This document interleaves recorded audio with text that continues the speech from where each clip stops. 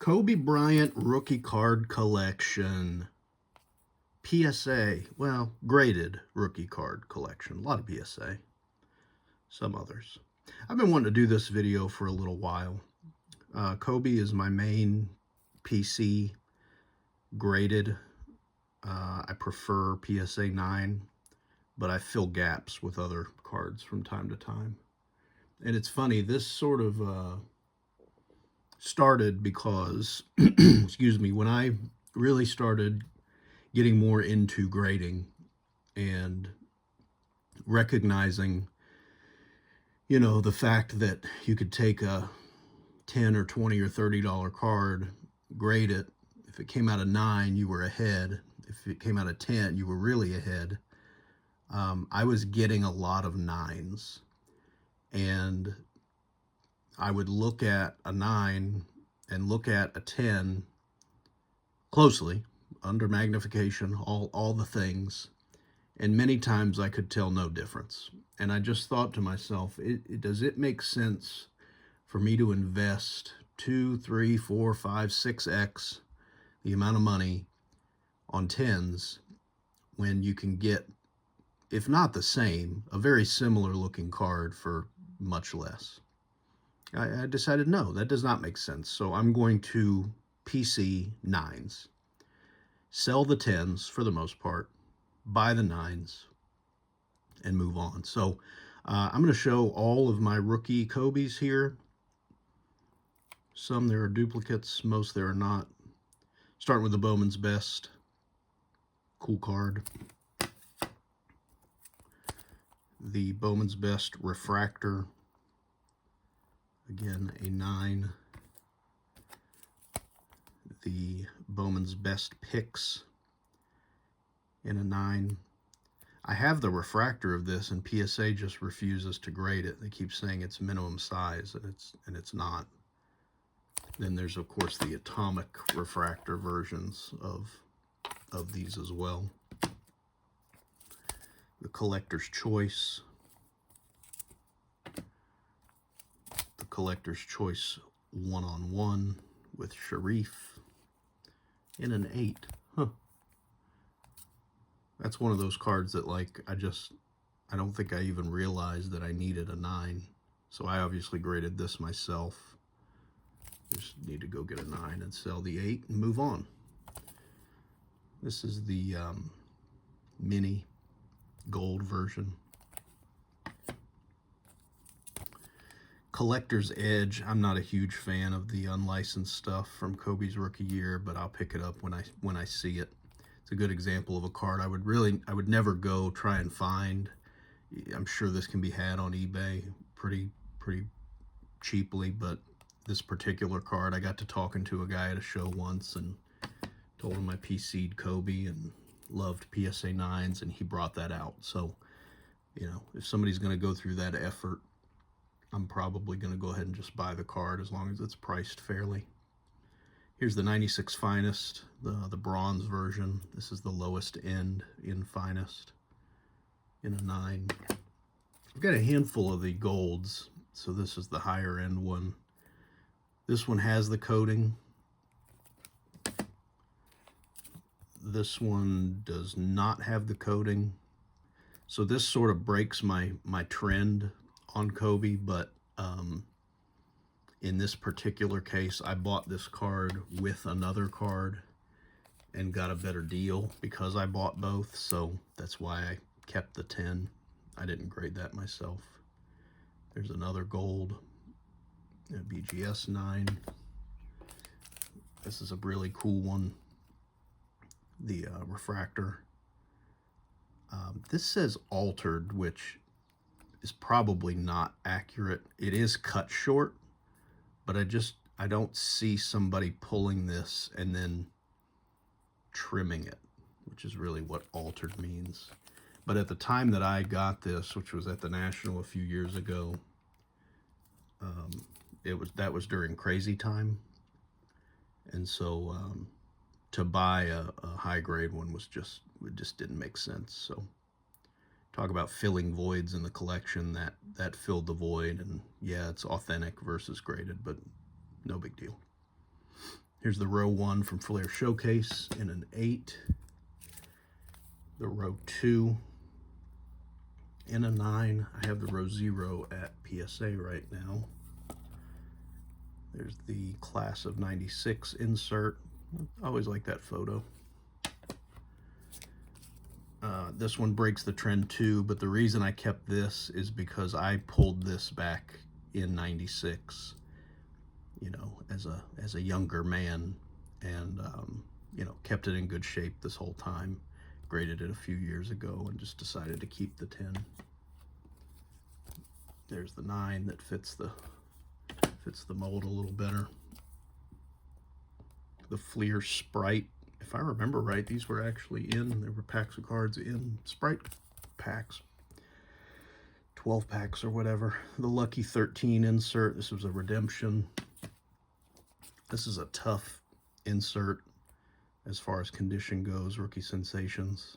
I'd like to have a 9 of that, but it's sort of expensive, so this is another one graded myself, pulled back in the day, so I kept it being a 10, and then there's the 9 that fits the collection.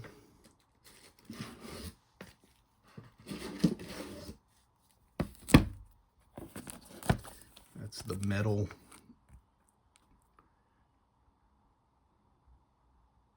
series 2. I'm sorry, series 1.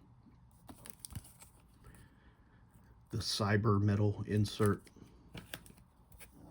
freshly forged insert.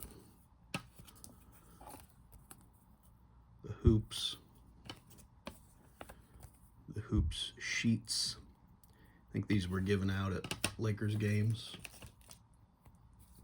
This is a tough one. Not happy with the 6, but these are just condition sensitive, so this is the only one that I've ever had.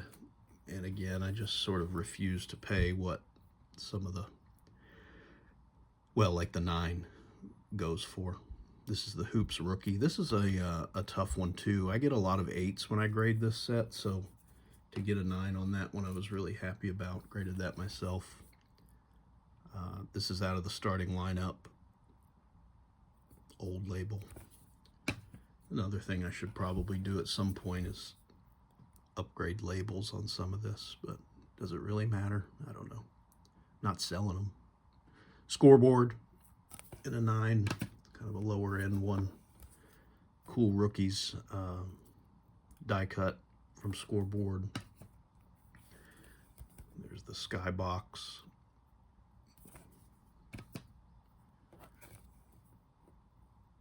The other Skybox, same deal. I would have graded this myself and pulled it back in the day, so I kept it since it was a 10. The majority of these will be in, you know, order alphabetically, but there's a handful that will come at the end that I just recently picked up. There's the Skybox in a 9. The Skybox Rookie Preview. This is a tough one. Old label in a 9. These are difficult. Graded these myself. Got, I think I had 3 that graded 8.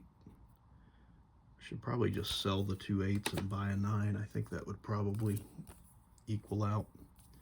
This is one that I had a couple, what did I have, 7s that I graded myself. I sold those and bought the 9 later on.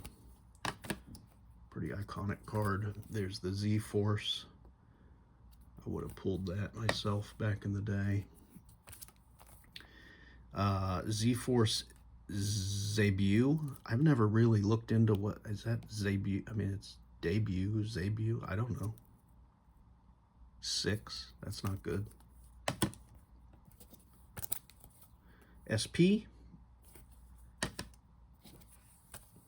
Stadium Club Rookies insert. Stadium Club Rookies 2 insert. Stadium Club Members Only set.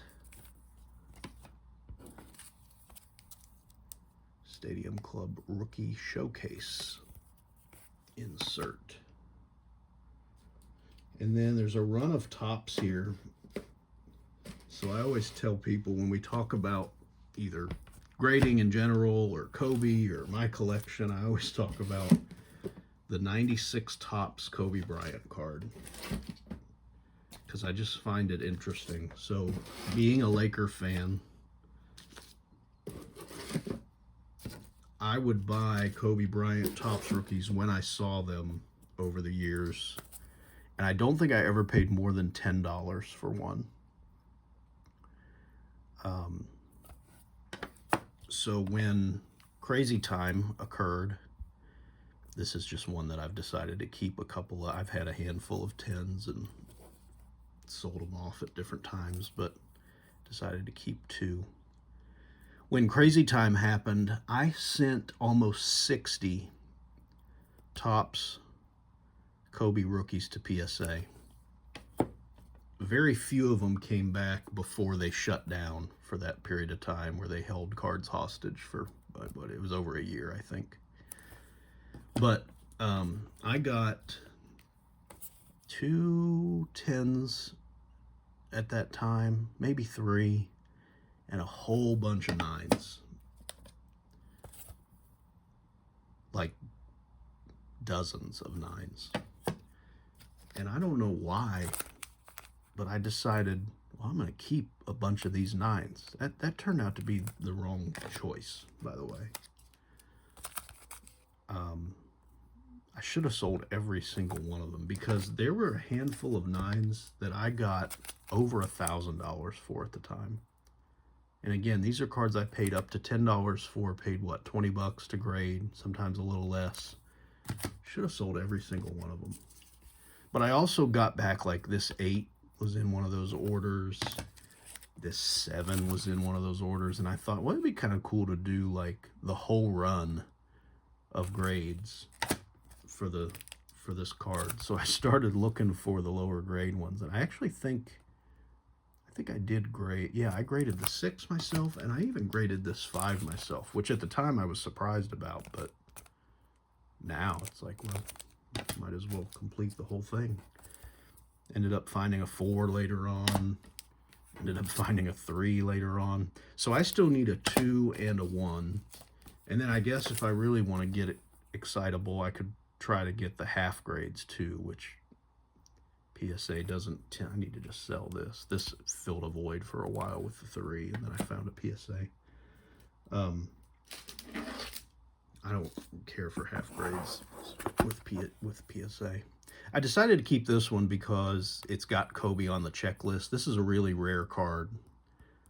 For those that don't know, this is not just a regular checklist that you would find like 1 per box. These are nearly impossible to find, and a lot of people overlook these. So I graded it and decided to hang on to it. There's the NBA 50th parallel. These generally are tough to grade. I was fortunate to get, I think I've had 2 or 3 9s on that one. This is almost impossible in high grade, especially centered. So this is an example of a card that, like, it's under, I think it's under $1,000, which for me is a real, I don't know, kind of breaking point. To spend over $1,000 on a card to me is a pretty big deal. Yet somehow I've justified if it's just under $1,000. I don't know. But anyway, I saw this really nice guy that I had a conversation with, and we ended up making a deal that was fair for both of us on that and a handful of other cards, and I was just really happy to add it to my collection. These are tough grades. This is the only one I've ever tried, and it came back a 6, which I was disappointed in, but whatever. There's the Chrome. I graded that myself, and I went with Beckett on a handful of these at a time where PSA was just taking way too long. So I don't know. I'm fine with having a handful of Beckett, but I do prefer PSA slabs. Here's an example of Crazy Time. I don't remember exactly when this is. It was definitely 2021. Went to a show, saw this card.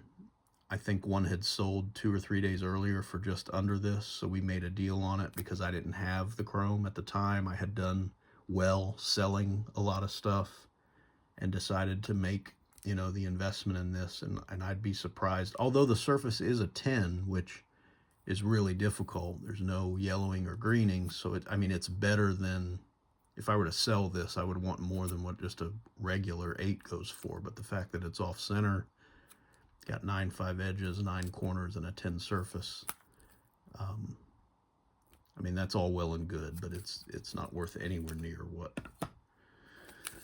I paid for it. Oh well. There's the chrome Youthquake. These grade a little bit easier than the base tops ones, just because of how they're made.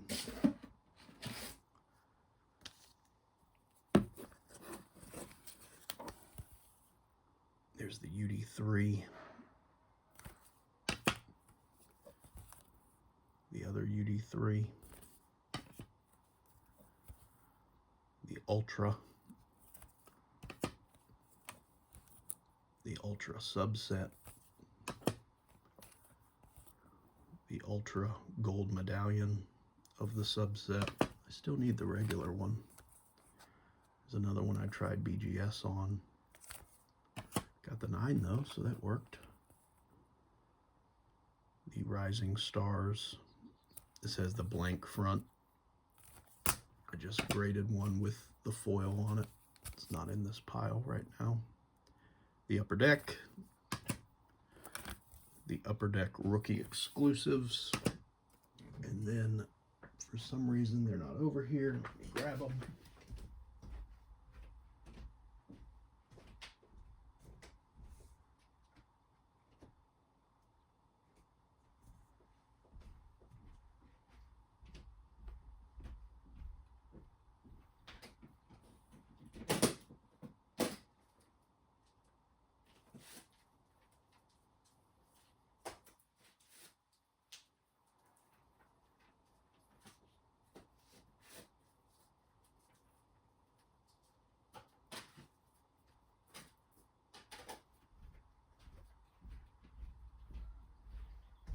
Should have had some hold music playing there.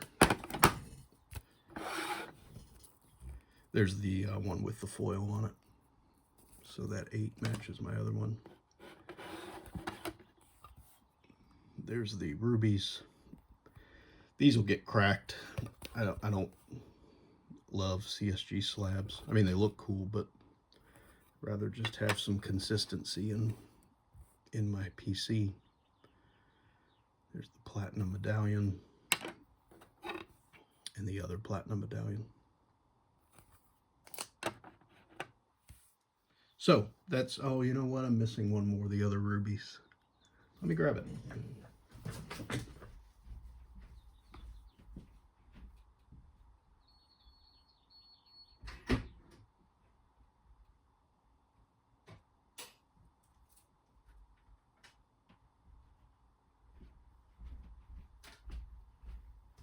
That one was in the safe.